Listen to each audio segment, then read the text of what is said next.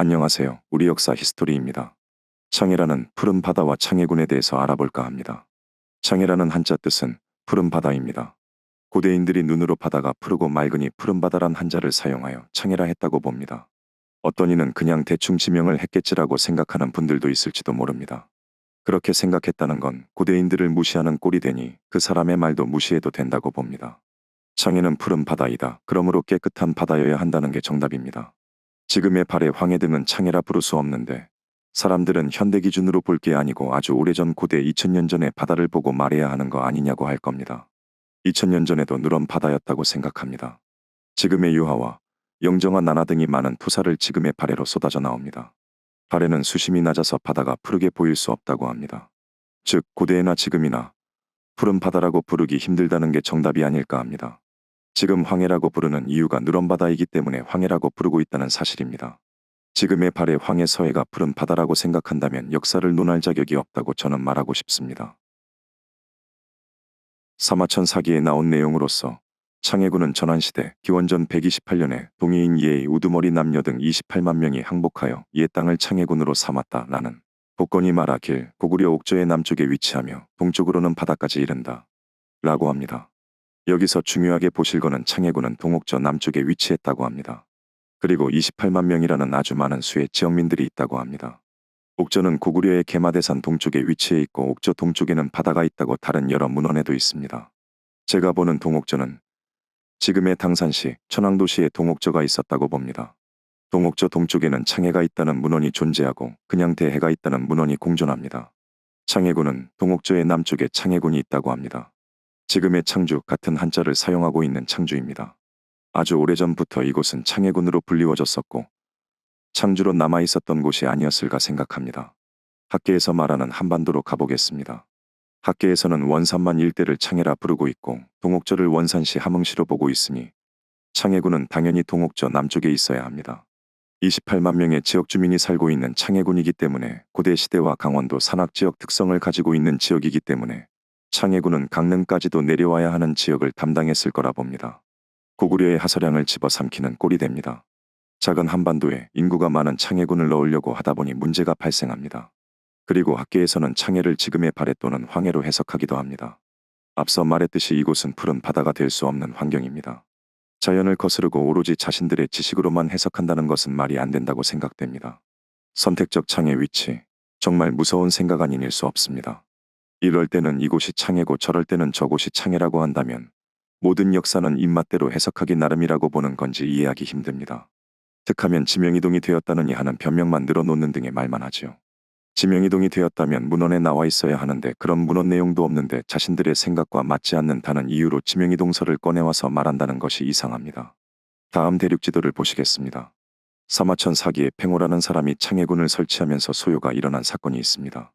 사마천 사기 문헌을 보시면 팽호가 조선을 멸망시키기 위해 창해군을 설치하자 연나라와 제나라의 사이에서 소동이 일어났다 라는 문헌이 존재합니다. 제가 보는 연나라는 황하가 꺾어지는 곳, 삭방도가 있고 그 동북쪽으로 태워 남문 어양산곡 현도 유동 등이 있다고 생각합니다. 이 지역은 단순히 그냥 있는 동네가 아닙니다. 북방민족을 방어하는 도시들입니다. 제나라는 다들 아시겠지만 산동성 북부 지역을 말합니다. 조선을 멸하기 위해서 창해군을 설치하였다고 하는데 연나라와 제나라가 불만을 가졌다는 것을 지금 보는 지도에서 보면 이해하기 쉽습니다. 연나라와 제나라 사이에 조선이 존재하기 때문입니다. 정확히 말하자면 조선과 옥저 낙랑국 등이 존재합니다. 한반도 지도를 보시겠습니다. 지도를 보시면 아시겠지만 학계에서 말하는 연나라 위치는 지금의 북경이고 제나라는 산동성 북부 지역입니다. 창해군은 머나면 동쪽 끝에 있는 강원도에 있는데 왜 연나라와 제나라가 문제를 삼고 있다는 게 말이 안 됩니다. 무슨 이유에서 그러는지 이해할 수 없지만 변명은 있을 거라 봅니다. 무역로 등의 핑계 삼아 소동이 일어났다고 할지도 모릅니다.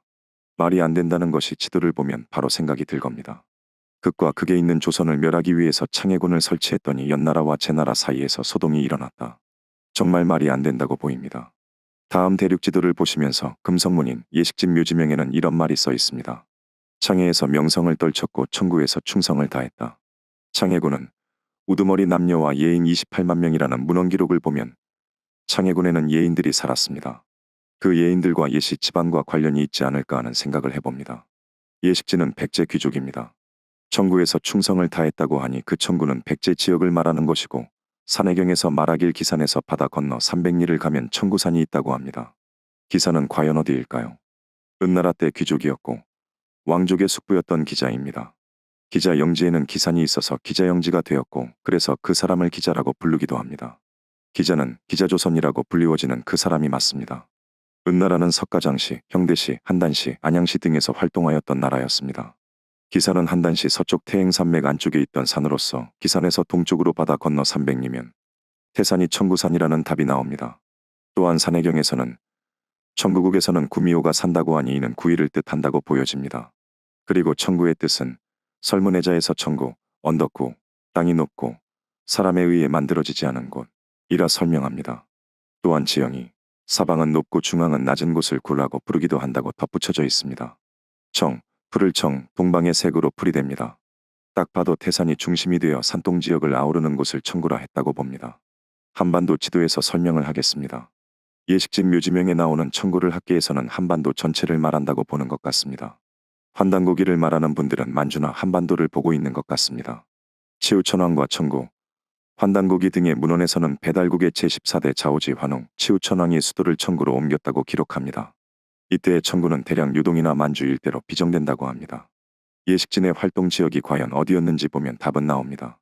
웅진성 또는 사비성에서 귀족으로 있었던 집안입니다. 다시 대륙 지도를 보시겠습니다. 진서, 위초고 삼국을 통일한 진나라 문헌기록입니다. 불문을 위한 노래 5수 중에서 갈석편을 보시면 동쪽 갈석산에 올라 창해를 바라보네 등등 나머지는 생략했습니다. 조조가 오한을 물리치고 갈석산에 올라 창해를 바라보면서 지은 시이고 관창해라고 많이 알려져 있습니다. 오한은 북방민족 선비 등이 있는 곳에 있다고 봅니다. 저는 내몰골 우란차부시 북쪽 동북쪽에 오한 선비 등이 있었다고 봅니다. 조조가 오한을 물리치고 남쪽으로 쭉 내려와 갈석산에 올라 창해를 바라보았다고 하니 갈석에서 창해가 보여야 합니다. 저는 창해를 지금의 백양전이라고 생각합니다. 백양전은 지금도 남아있는 호수로서 보정시 동쪽에 있는 큰 호수를 말합니다.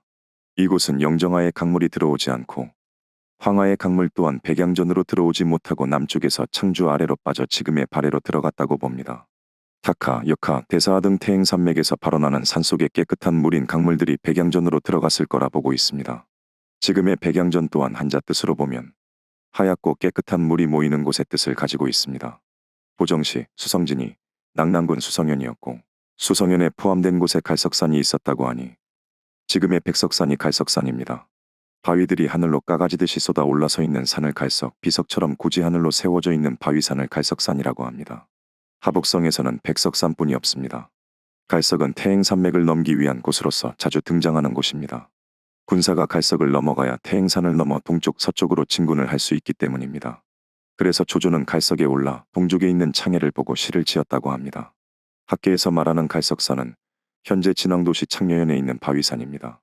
이 산은 화강암으로서 백색을 띤 바위산입니다. 다른 바위산과 마찬가지로 그냥 바위산입니다. 그냥 평범한 산입니다. 비석같이 하늘로 쏟아 올라가 있는 산도 아니고 그냥 바위산일 뿐인 산입니다. 오한을 공격하고 나서 조조는 힘들게 왜 이곳 갈석산이 있는 바닷가로 돌아서 갔을까요? 정말 이해하기 힘듭니다. 가는 길에 경유라도 된다면 그렇게 하겠지만 갈석산을 가려고 한다면 돌아서 가야 하기 때문입니다. 오한과의 전쟁에서 많이 지치고 힘들었을 군사들은 생각 안 하고 지 혼자 좋다고 날뛰고 돌아다니는 꼴이 됩니다. 사기저하로 인해서 추앙받는 왕이 될 수가 없습니다. 삼국사기 평양지리지를 보면 고구려 수나라 전쟁 당시 내오한은 창해도로에서 평양성으로 갔습니다. 학계에서 말하는 이때의 창해는 지금의 황해파래라고 합니다. 선택적 지명입니다. 자신들의 하고 싶은 대로 하는 선택. 황해는 말 그대로 누런바다라는 뜻으로 황해라 불리고 있는데 창해라는 푸른 바다였다고 하니 정말 어처구니가 없습니다. 그리고 내오한은 옥저길로 갔을 겁니다. 비행기를 타고 간 게 아니라 배를 타고 천리길을 일렬로 해서 향해했다고 하는데 황해에서는 선박들이 일렬로 줄 서서 일자로 갈 수가 없다고 합니다. 학계에서는 옥저길로 안 가고 내오한은 바로 평양으로 갔을 거라고 생각할 겁니다. 문헌에서도 창해 길로 폐강으로 해서 평양으로 갔다고 나와 있으니까요. 창해는 동옥저 동쪽 바다인데 말이죠. 이를 어떻게 설명할지 모르지만 그냥 우기게 할 겁니다. 당나라 장량 창해도 행군 대총관이 되어서 동네에서 출발하여 바다 건너 사비성으로 바로 갔다고 하는데 이때도 창해를 건너갔다고만 설명합니다. 창해도라는 말이 붙었다는 건 창해 길로 해서 간다는 것입니다. 정해진 길로 가야 하는데 학계에서는 그냥 황해 어디단 다 창의 길이다 라고 설명하는 꼴이 됩니다. 길이란 단어를 모르는 건지 아는 건지 그냥 설명하고 싶은 대로 설명을 하는 건지 안 하는 건지는 모르겠습니다. 대륙으로 가보겠습니다. 내호하는 등주 또는 동네에서 창의 길로 배를 타고 황하의 물줄기를 타고 창해군 방향으로 올라갔다가 폐수인 영정하를 타고 평양으로 갔다고 봅니다. 아주 간단가고도 바닷길은 이 길뿐이라고 봅니다. 그래서 당나라 당태종 부하인 장량 창해도행군 대총관도 이 길로 해서 평양으로 가는 도중에 사비성을 공략했다고 봅니다. 위로는 유석은 유동군으로 치고 올라가서 동쪽 평양으로 갈 계획이었고 아래에서는 황하를 타고 올라가서 바로 평양으로 진군하는 공격 루트가 최상이라고 보입니다. 창해와 창해군에 대해서 설명을 하였습니다. 창해군의 2100년 전에 인구가 28만 명이라고 하는데 많은 것이 아닙니다. 주변 군에 대비하면 작은 수의 인구를 가지고 있는 창해군입니다. 그 당시 발해군은 90만 명에 달하며 낙랑군은 40만 명입니다. 지금까지 시청해주셔서 감사합니다. 오늘도 찬란한 역사를 찾아 달려봅시다. 감사합니다.